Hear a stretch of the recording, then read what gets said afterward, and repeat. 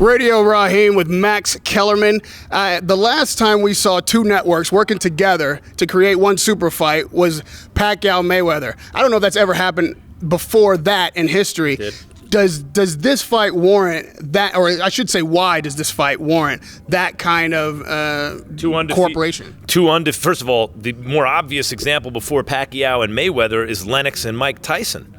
That was HBO Showtime. You know, people forget about that real quick, but that's happened before. And in that case, that was, look, Tyson and Lennox Lewis are likely to go down in history as greater fighters than Tyson Fury and Deontay Wilder. Mike Tyson was past his prime.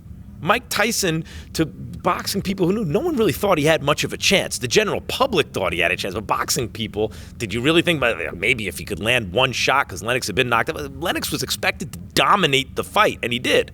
Lennox may have been also a little past his prime, but not much. He was much more in his prime, more active against top fighters. Pacquiao and Mayweather happened 5 years after it would have been the best version of itself.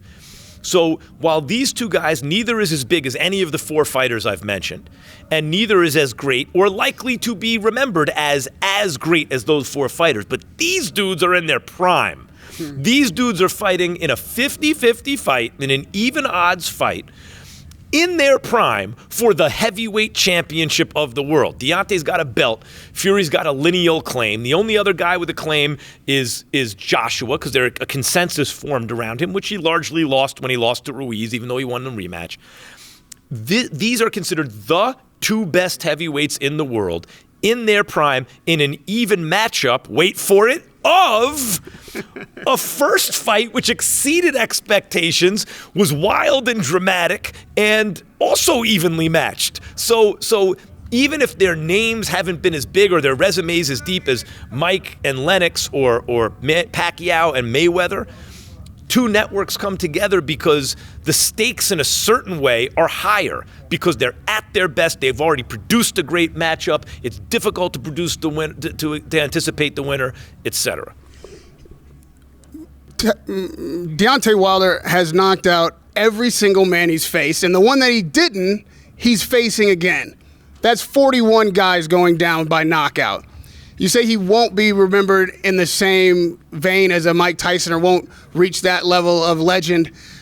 Why? What? Well, he might. By the way, he may eventually get there. Deontay is an absurd puncher with the right hand. So it's like Ernie Shavers with the right hand, but he has more self-belief, in my opinion, than Shavers. I've been saying that a lot. If Ernie sees this, no disrespect to Ernie Shavers, who's love Ernie Shavers. But Ernie Shavers at times seemed to me to not believe he was actually the best guy in the ring. He was fast, he could hit hard, the whole thing, but his self-view wasn't that he was champion. It was like, oh, thank God I got a shot against Muhammad Ali, right? Deontay views himself as champion. He has a self-view that he's great. And that elevates the fact that he doesn't have great classical skills because of the TNT in his right hand. So the answer to your question is maybe he does go down as greater, right? What wins does Tyson have as good as the two Ortiz wins? And if he knocks out Tyson Fury and then goes on to knock out Joshua. But if I had to handicap it at this moment, my guess is he won't be remembered as great as Mike Tyson. But I've compared him to Rocky Marciano. Marciano was considered a kind of hype job he came to boxing very late, right around the same age as Deontay Wilder, and was brought along very carefully. Because we remember Deontay was fighting tomato cans, as they used to say, like Marciano. But little by little, he got more experience. He came up with a style that suited him.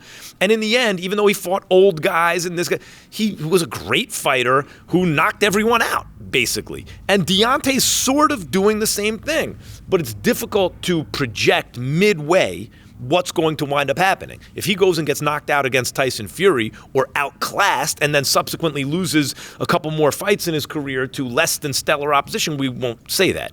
If he, on the other hand, knocks Tyson Fury out, knocks Anthony Joshua out, makes 5 title defenses of the unified championship, then we'll feel very differently. But given the fact that he started boxing so late and his skills are not obviously like classically beautiful skills, at this moment, Tyson is ahead of his pace. And for Tyson Fury's side of that equation, Many regard him as maybe the most skilled British fighter they've seen in quite some time. Obviously, Lennox's record is superior to his at the moment, but he will tell you anytime you talk to him, beat the man who beat the man who beat the man. He's the only guy who dethroned the guy who nobody can argue at the time was reigning champion, dominant in the division. Why would he not be the next Lennox Lewis of heavyweight division in the British boxing public? First of all, they both have huge personalities. Deontay wins this fight by knockout. He's an enormous star, particularly in this country. Fury wins the fight, especially decisively. He's an enormous global star anyway because he has the British market, he'll have the American market, and all that. But again, Tyson Fury's, when you look at the resume, the top of it is excellent. Vladimir Klitschko and Deontay Wilder. And I thought he won both fights. That's an amazing top of your resume, but what about the rest of it? He doesn't have a deep resume. So because of that, each fight can severely alter the way we think about them. By the time Muhammad Ali fought George Foreman, he fought excellent fighters, even before he fought great fighters like Joe Frazier. He made title defenses against ranked contenders who had long histories themselves with excellent wins on them. That's not Tyson Fury. That's not Deontay Wilder. It's the nature of the heavyweight division now. It's the reason you see Germans and Ukrainians and Russians and Brits at the top of the division oftentimes, and Poles, because Americans are in the NFL nowadays. The best big athletes in this country are playing football nowadays because there are more high-paying jobs in football than there used to be. Used to be a big dude, a lineman, a defensive, didn't make a lot of money in the NFL in the 60s and 70s. But now they make millions. There are hundreds of multi-million-dollar jobs in the NFL. That sucked away the athletes, especially in this country. So you have still special fighters, but they don't have the opportunity to fight very many special fighters themselves. As a result, every fight they have can significantly alter how they will be remembered. It's like a round where not much happens. You land a jab, you got a 10-9 round.